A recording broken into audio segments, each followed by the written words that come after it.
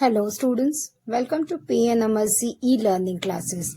Today I am going to explain you Supplementary 3 Journey to the End of the Earth written by Tishani Doshi. Now let us understand the introduction. This piece of writing is a travelogue. Travelogue means a book or piece of writing about travel. The writer describes her journey to the coldest, driest and windiest continent in the world, and that is Antarctica. Here, writers begin her journey to the Antarctica, which is the coldest, driest and windiest place in the world. The world's geological history is trapped in Antarctica. Geological history means physical changes or events which took place in past. Tishani Doshi thinks that the Antarctica is the only place to go and understand the past, present and future of the earth. The Students on the Ice program is an initiative of Canadian adventure educator Geoff Green, who aims to take high school students to the end of the world. Please remember, children, the name of the program Students on the Ice and organized by Geoff Green. Now, let us understand the summary of this chapter. Early this year, I found myself aboard a Russian research vessel, the academic Sokolsky, heading towards the coldest, driest, windiest continent in the world, Antarctica. Here vessel means ship. My journey began 13.09 degree north of the equator in Madras and involved crossing 9 time zones, 6 checkpoints, 3 bodies of water and at least as many ecosphere. Here 19.09 degree means latitude. Time zones means a region of globe where a common standard time is used.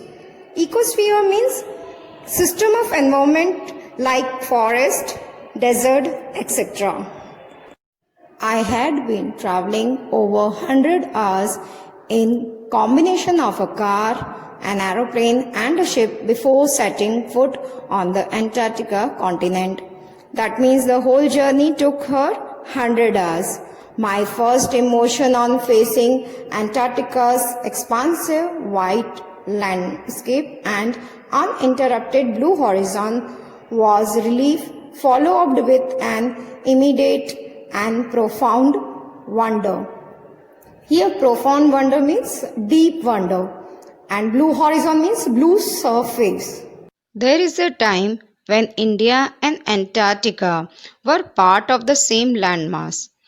650 million years ago, a giant amalgamated southern supercontinent Gondwana exists. Amalgamated means big joint southern supercontinent, and that was called Gondwana. Things were quite different then.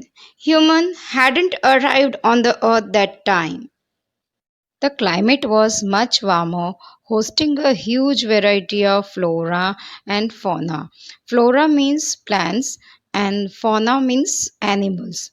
500 million years Gondwana thrived. Thrived, that means flourished.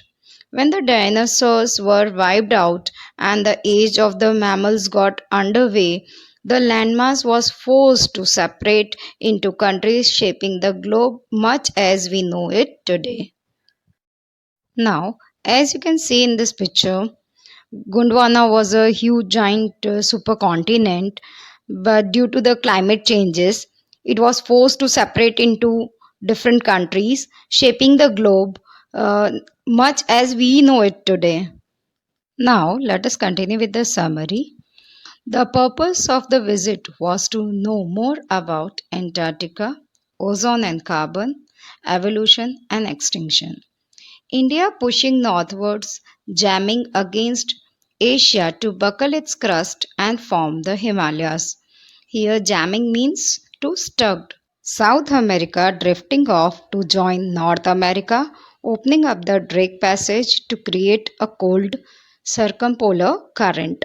That means Drake Passage, that is way. to create cold circumpolar current. That means waterway, cold waterway currents. Antarctica, frigid, desolate, and at bottom of the world. 90% of the Earth's total ice volumes are stored in Antarctica. There are no human settlements, no trees, and no buildings. You lose all earthly senses of perspective and time here. Here, the writer want to say there are no trees, buildings, or there are no human markers. The visual scale ranges from mighty insects to huge blue whales and icebergs, largest recorded as big as the size of Belgium. Here, the writer want to say that there are huge icebergs and blue whales, but there are very tiny things also present over there. And the largest iceberg was sized as big as country Belgium. With collapsing of ice sheet in the continent, one can guess that it is not good for humans on the earth. So I hope students you have understood up till here. In my next video I will continue with the second part of this summary. Thank you.